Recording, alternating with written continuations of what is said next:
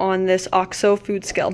So I've had this for 5.5 years now, and I have loved it. It's held up really good. It is stainless steel on here, so as you can see, a couple scratches, but overall really good shape after 5.5 years. So pretty pleased with that. I do love that it can go from ounces and pounds to grams and kilograms just with the touch of this button right here.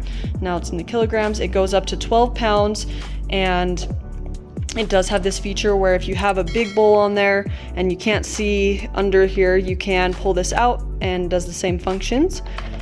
And then another really cool thing, so if I have a big bowl on here and I want to figure out what I'm weighing next, you can actually zero it out and then it will tell you how much the next thing will weigh. So, and then it does have these grippies on the bottom so it will not go anywhere. It does take 4 AAA batteries.